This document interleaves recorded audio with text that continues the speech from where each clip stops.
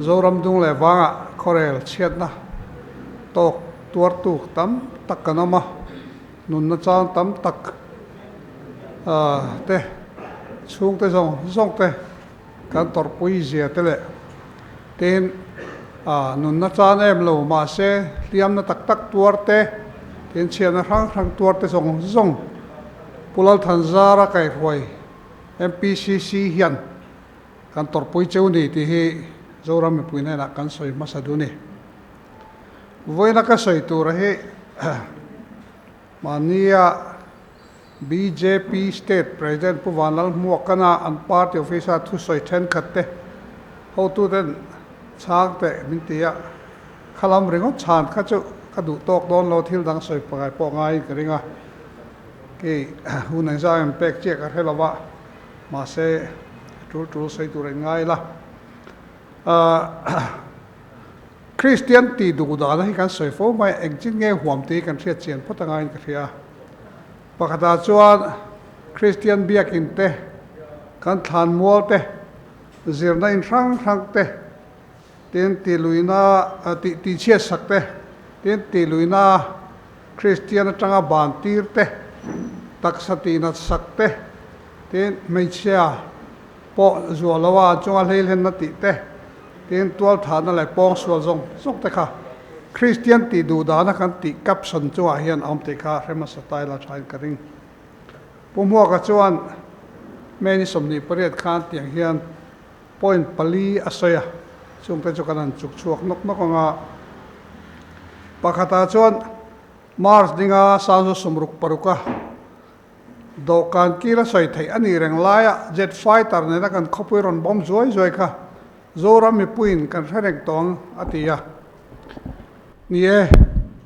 hetia kan khopui anon bom kha chu tu te ti po ni se tha kan ti mi alo zo fa zong so tha kan ti lo amaro chu ati tu te ti na chan te po khom vega mars ni khata silai pet puakin independent kan puanga hel kan puanga khami kha lom lo se chuan anon bom lekin karing lawa chu wa chuan thin rek hi achan hi ngai tu tel ve ngai ni achan hi kan ngai tu lo chuan kan ngai tu na kha afim kim thei lawa chu wang chuan achan kha poimo bera khami wang ani te po kha hemi kan soi lai hen ngai tu tel ila mizo fa te yan he hun hi thei hil reng lo ilati du em tu hi anom ve boka thang thar teril ruyan hei chu athichan viau to thi se thi lo se kan ti na lam ni lovin hei chu thudik ania chu kan ril ru am pa masa ta se tina soi dang le chu mizoram azol khopui hi Jerusalem zo fa te tan siam tak kan tumatia BJP an sarkar chon hei trong vai ning te ka lau pui khop maya BJP policy hinga ni ti report tai la H Pathum Hindustan siam India rampum pui India ti po paya Hindustan te siama Hindi trong tir veka Hindu ni tir vek antum dalama hian engting em zoram aizol khopui hi Jerusalem tharani theng le o ti ngai tu teu a konga chho nget ngot leng ka ria ai tuak lo le ni chu wang chon hei chu a soi ve mai engai photila tin atop pati hi congress la lai abik India la lai kha Christian te ti du da lor lai ber India ramani atia tin chu mi khola chon mizo Christian ten ti du da kan tor na sat zon lai hi kan riat chian ngai kan thei ngai to lo atia hemi pani hi kai kopin sanar siam ka tumanga Indira Gandhi lalai sa kho ti du da na satber lai ati lai takhi kan riat chian ngai pindra kha rukruka laltanin somsari pasaria alal to phota chuan sak zo somriata aron lal le somriat palia top ta athi khan hemi hun lai hi India rama Christian ti du da na exam nge om ti in chut ila rukli le kwaruk kum som thum pani kar zong khan Christian ti du da na chin chia na kan riat thei zong chu a chin chia chu tan chin chia na chuan tum som thum pariat ani report don chu meom je chu som thum pariat kum som pani sem chuan 1.15 kum khata voi khat le point so panga a thleng chaw rolin tina ania kha kan Christian ti du da na lor lai ber ani le ni lo kan hedon ta hian lo chin che ola kum khata voi khat thleng ani chu som sari ko sari tang kha ko sari ro da khan voi som ni pali thleng chho phot maya pindra lo lai takin tin sak zo som ko pariat le som ko inkar kha NDA ho kami BJP kan ti aron lal ma Janata Dal kan ti te khati hun lai khan aron nia khata khan voi som kwa I atlenga asang le me ta khan khata ka chuan RSS te Bajrang Dal te VHP te kha asul su tu afatulian ber kha an ni ti po a het theya ten sa khazakwa som ko pakwa khan voi za som ni report ania ti du da na hi tin kum sang ne phechon voi za di som paruk ania sang veo mai sang ni som pali BJP anron laltan kum chia aro kha chuan zani som riat a chho ta oi mai ni pumok khoi om le he laya kum khata voi khat le point so panga thleng kha ka tor lai ber ti khan BJP an mani lo lal tum khan sang ni som pali khan voi zani som riat report ania thil thleng song song hi report kim ani lawang te porin theya report kim page ni se asang le zolin rin om chu chuan ama zong zong chorwal khan za zel som thumina pung ti nani arab thak le mai tin sang ni so panga voi za som sari pasari thlenga tin tiang zel khan sang ni som paruka khan voi za thum athlenga som pasari chuan voi za li som li thlenga hemi sang ni som paruk atanga sang ni som pakuin kar hi anlal voi khatna ania hemi thleng hi record kanaya record ta chuan kami anlal tuna BJP ho lal masak chung khan voi atlen zong zong choroli ama mi zong ain za somrukin a pung dor mai arab thak le ani pumwa ka nei chiat to mo ka helo khria se chuna thil soi soi ngam chi ani lo BJP lo lai Congress lo lai thil thleng ani ti khan adang lam na chu Congress hian sa khua wa ti du da te khatiang reng kha an sarkar lai khan ati tu le atu al tu an ngai lo te India ram le khovel na fiani an la lai lo thleng ni pon arang theang perathel tur le met turin man la zar BJP hun lai ro chuan adang em chu tichira kan soitak Bajrang Dal VHP ti le RSS te kha ama an mani kha ati tu berandia an ho tu te khan an mai mi ching maya Gujarat right kan ti te khan chiang em po mi sha le po modi hun lai khan mai mi ching mak an beng an khup mak mai hei dang lam em na ni chu wa son Congress hun lai na thleng ti te ka dik chu po dik ve mana amara cho thel tu a ho ber tu kan ni ti chu thei ngil lo tlan thain karing ti chuan BJP ring tu hi kan thiat angin jana party kan ti te khan dia Pumorarji Desai kha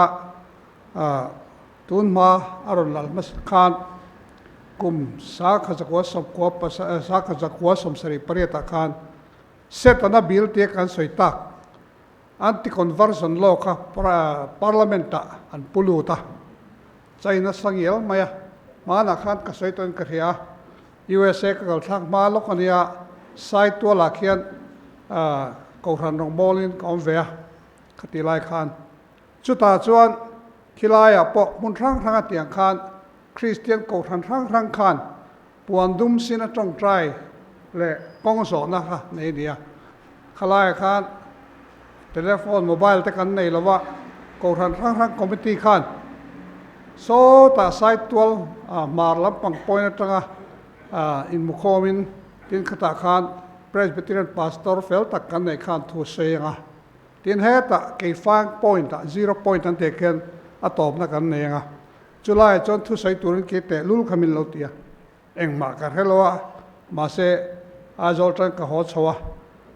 ka kot kha ron zo thleng deu tho to thian te kha tla ron phiro thu sai don ti tamai ta cho kan ma soi ve a kha se to na bil kan ti khati hun lai kha ke ni por he ve tu kan ni kan ti na ni chu ta chuan an mani khan eng poni se ti tlang ani talawa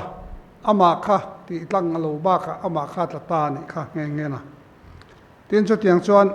state rang a hian kha thil kha parliament in an ti tlang lo chung khan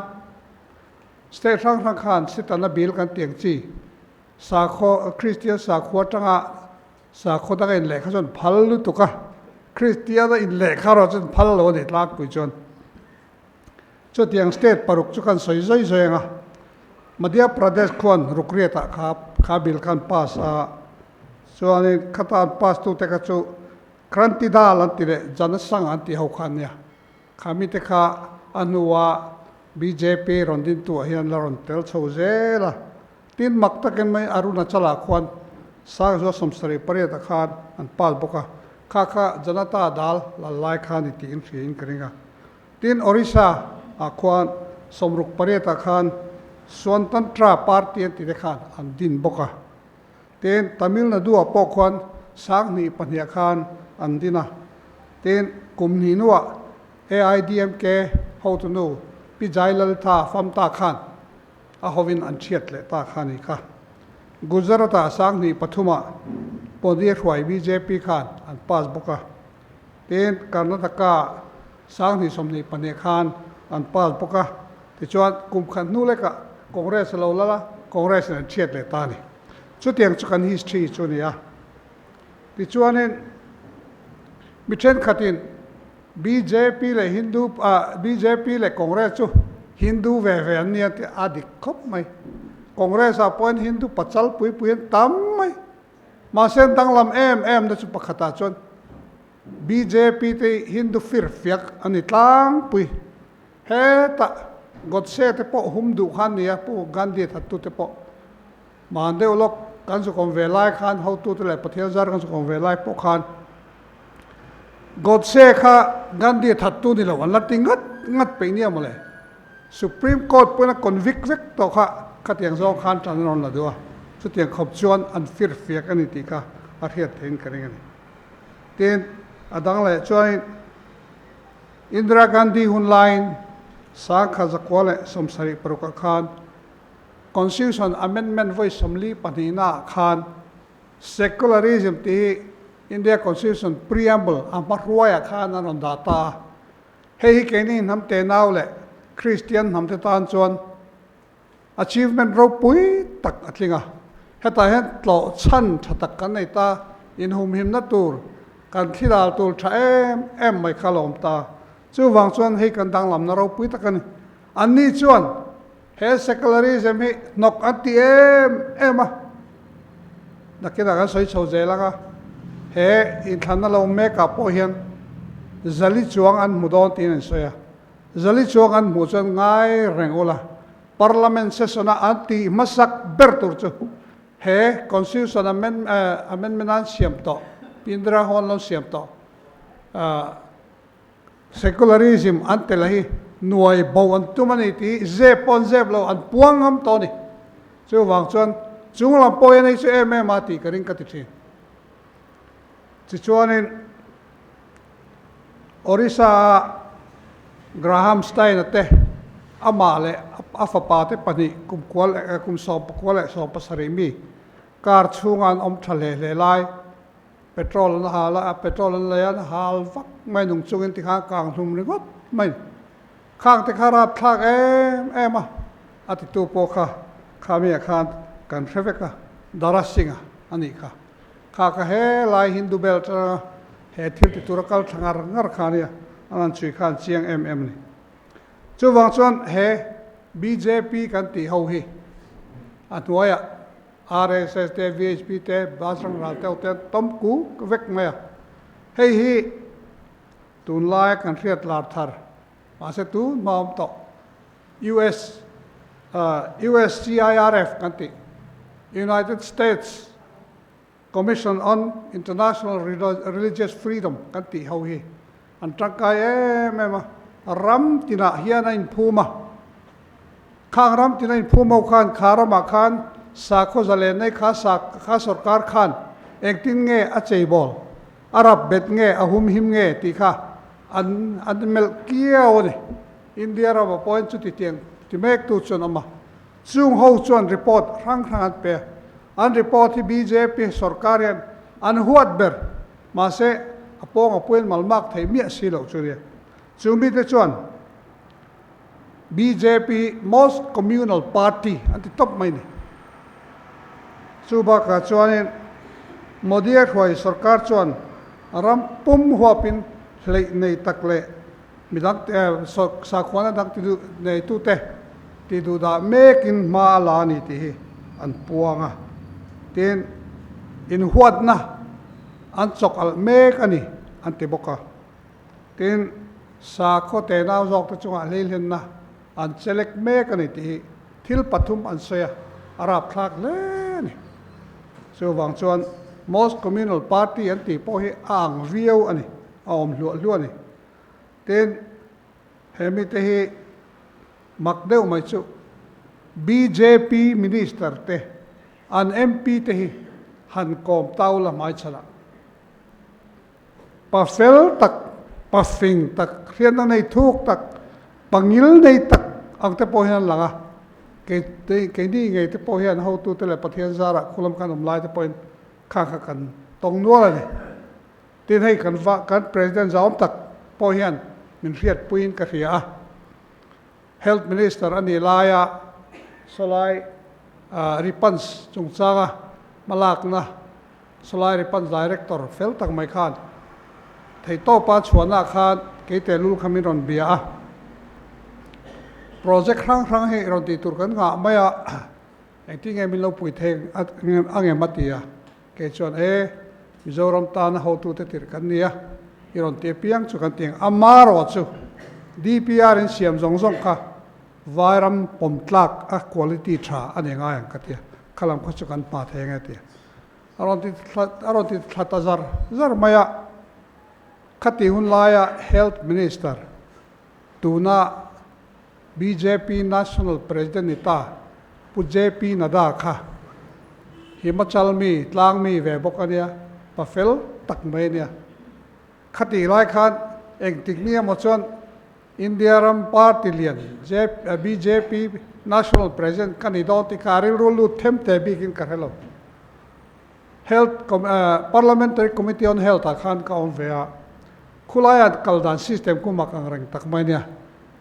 minister ho will an lau ber chu an ti thina parliamentary committee on ministry chungchanga mi kha khami te kha an mani ti le thal top thei an nia chu wang chuan khang ho khan kha committee khan tu nge trong tam deuh tu nge biak than ngai ti kha an lo zir na sa thina ti hi ani tlang puya ke ma kain promote tum na lo ta se khoin khata khanin zan khat chu miron bia pu JP na da khan hei committee khan yo ma nangwang bokat lang mi kan i veya in komei tur kan kara eng ma om lo tur ania chu wang chuan ka lo leng don nge I lo leng don ran tia ka phuzok ma ngoiro karon lenga ngai katia ta chuan khatang khan kain thre tha so viau ta helaya repans director ina project aron ti zong zong kha kavada khan dan a fel ti khan ve pe par ti nem khop ma a hona lo huna kan pu kha iron kar chok thenge manon ti le ke chon ka theyang chu ka te lo ma se in du chon ka lo tum china nge ka tia ta chon tlang mi kan ni ve ti ya ma se tlang mi ni hi qualify ka te lo notice la lo tlang mi tam na bera chu wang chon tlang mi ni du tak chon iron tlongai ni ka ti ta a toy zongen anu puinen kan palin kan lo chuak ta function duam tak mai ne khati hun laya functiona ke ma chung chang ka phu lo min fakna te po kan president zom tak chon ala rein karinga khatiang khan kan sei tu ma chu khung te lai ku mi hring na mi trial khen zaidam a thil khrebok si hoi hom em ma se khamin nuaya khan tur omani Christian tan namte namte tan tur India rama me pui zazel somriat te utho somsare pakwa point pariat borvel Hindu anya khangau lir khan mu adang ka su velek kan ni the athem lek kom tak ma ngai kan dia enga ma min ngai poi mo tak lo ti tak ka chun chu wang chun an mani ril ruhi a hlau om em a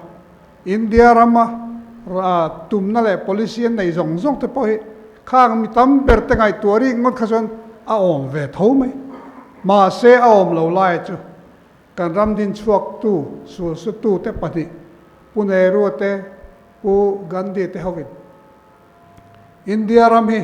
pangpar huana chan china pangpar sen tu ta ma se pa dang om re re se an du lo chu wa chon pangpar chi rang rong chi rang par kha India ram hi chu tiang chuan nam te nau rang te sa ko rang te hian zalen takin lungmuang takin om thei la ti kha an India ram suang to na khana tel ve kani ma se an ni chuan khatiang zong khan ri ruan pulo hei poi em ni ti chuan tu na hian India rama kan boruak hi kan khiat thiam dan tur chuan ni China ka soi US CIRF te khan in khovel mun ranga sa khwana wanga in ti du da na om lar paruk chuk ta chu Pakistan ten China ten North Korea South Arabia le India khang paruk zinga khan tu na yan India hi number 1 Christian te sa khodang ti du da na sang ber anda top ta hei ra phak le in siam in soi moi na in thup moi theina to lo re hei mi te report chang chon chu wang chon du na du tak te venia sa kho zalen na India constitution lo da than tu Congress party kanomi kan van nei ti re thar le o kan van nei em wang hian ngoi bo mai lawen kan van nei na te hemi wanga in Mizoram chau ni lo India ram mun thang Christian chau ni lo sa khodang te tan po zalen na he constitution siam ni na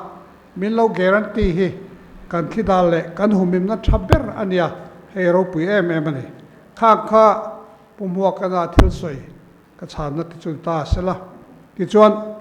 point to bera chuan ka sei do chu tuan in thlan na result ni china kan chairman te na cheng khan kar le ma khian chuk do na ni tla ka piang in kan nai kheta anga hel om ta view main ka khe ke chon khala ka toy te ha se ka duwa India rama poll strategies ro pui bera kan ngai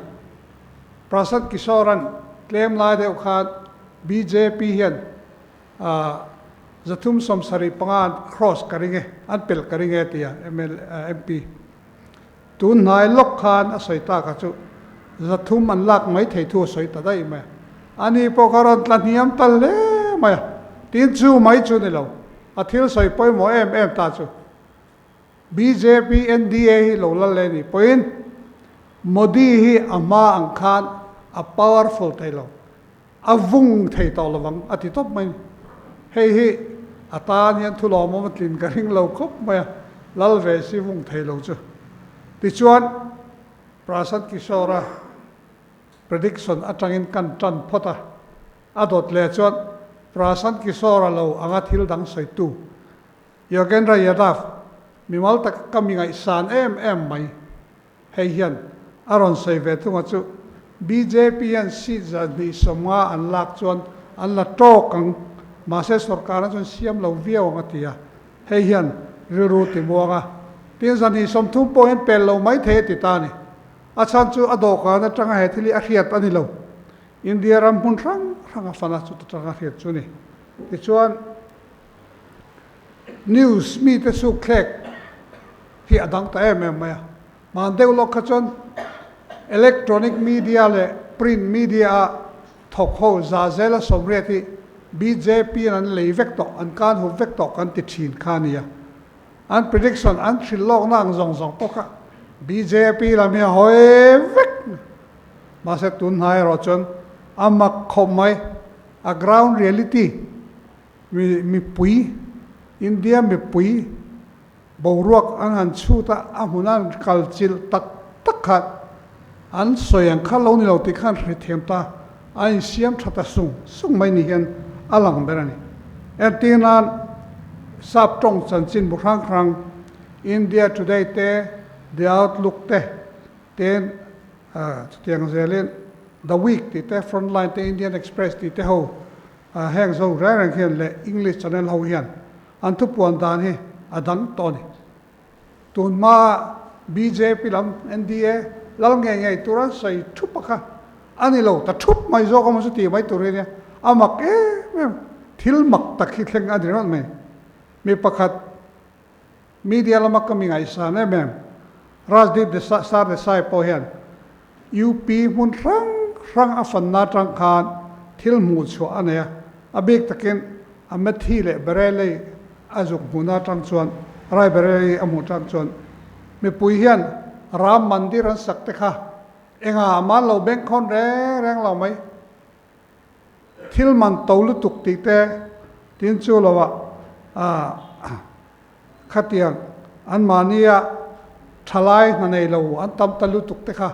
an ril ruwa khat tu beran to jok ti kha Rajdeep Sar sai chon azuk mu chua ka hei chiang takin India ram puya puanga UP hian BJP an vung to lo te puanga ti chuan journalist rolina UP le mun rang an fanna hian chanchin bu pakhat The Wire ti chuan a report dan chuan pakhat na chuan BJP lalan thot lu tu ka wang hian mi puinol puian an lo ning hle to ni an mani lam hoi kalvung tul ma se ami puinol pui Hindu te po Hindu tiam ni lovin Hindu te berani chu ho po son BJP lam an hoi to lo tlung ta pui ti an puanga tin Musalman voti UP khwan za zela som ne nia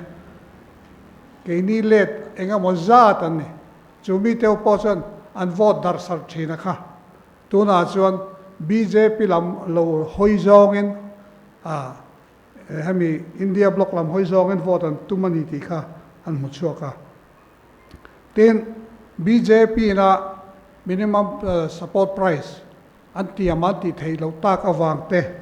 tin farm law thar an ron introduce awang ten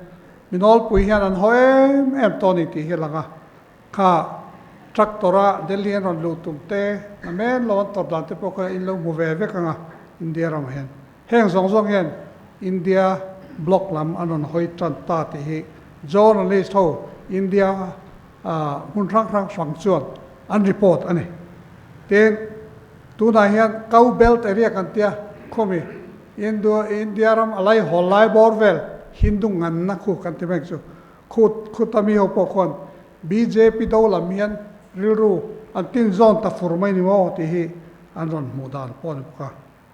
tin mun tam taka khan a extreme ve ho BJP extreme do ho khachuan an khwa BJP campaigner ho po an lu pon khap to ni ti amak kho het tiang do thleng thei do mi ti khopania ma se mak takani tin Frontline kan ti magazine na khai magazine na aron report a chuan OBC te Adivasi te tin scheduled tribe le scheduled caste ho reng hian tun ma khan BJP hian om ve ma se an du to lo an hoi san to ni ti kha aron report bok ani tin Hindu wa kan ti hian Hindu ngal kalpuina tur hian wave anei to lo boruak anei to lo antia tin modia boruak he atho to lo ante boka tin Hindu mi pui hian mi pui nol pui hian BJP te RSS te bazrang dal te uthilti he in huat na chi an tu me ka he an do em to India ram kan ramani kan ram nei chun helai hian in horeng re in melma re om kan du lo chu wang chuan tun ma kan omanga sa kho rang te ten kas rang te po in ngei dial om kan du berani ti hi an ril ro hian a chiang em to ten chung ba ka chuan BJP an na chan tlang pui te chu heng te hi ne corruption a luar corruption e luar em cheng sa khat not anan ti thiringot mai te kha khat khami result tang khan BJP India ram mai ni loving khovel pum puya party house sabberan chotani chu corruption an top mai ni kha an hisab kha arab thak em ni ten chu lo chon state rang sarkar na appointment lak na hian RSS an thulu tuk te hi an soitlang puya hemi awang hian RSS hole BJP jan huat an lota ni ten chu mi awang chuan nam nu fual lam kha na nek peren ama na mu na hian are thei atuar ber an ni ti kha a chiang em ni ten BJP kaldan fir fiak lu tuk le ten an rei to lu tuka kum som an lau to chu wang chuan hetai chuan anti incumbency ti kha rei to lu tuka ngei na in chang kham na kha om ve khrim to hemi awang hian mi nan nar mek tin alangani chu wang chuan he kan zinga I kan senior thil chut pe le ziak pe thingtla kil khor ber thleng po kan party hroi tu te bank ti war tu pu ti sa ku hian chut dan